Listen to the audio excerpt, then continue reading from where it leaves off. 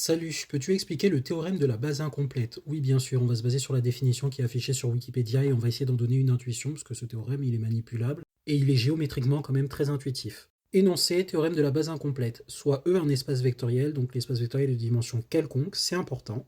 G une partie génératrice de E et L une partie libre. Alors il existe F inclus dans G privé de L, donc la partie génératrice privée de la partie libre, telle que L union F soit une base de E.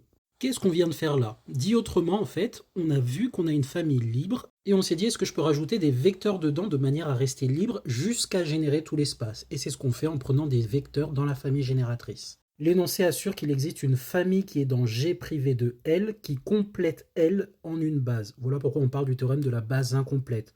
Dit autrement, toute famille libre peut être complétée en une base.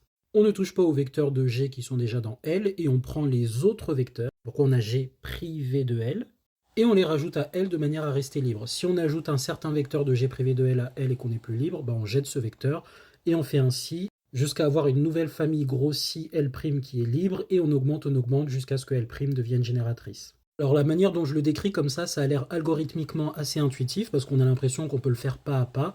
Le problème, c'est que ça se complique en dimension infinie, et c'est là que c'est très utile. Parce qu'en dimension infinie, on ne peut pas toujours expliciter des bases et faire cette démarche explicitement.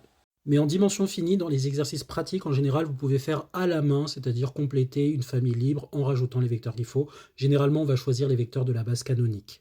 Maintenant, là où est utile ce théorème, c'est souvent dans les exercices théoriques, par exemple la réduction des endomorphismes. Parfois, on ne peut pas réduire un endomorphisme de la manière dont on voulait, parce qu'il n'est pas diagonalisable.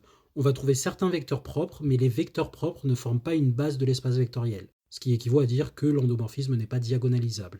Eh bien, parfois, dans certains contextes, on aura juste besoin de savoir qu'on peut compléter la famille de vecteurs propres en une base de l'espace vectoriel, et donc exprimer cet endomorphisme dans cette base, ce qui peut par exemple suffire à exprimer l'endomorphisme dans cette base de manière triangulaire supérieure.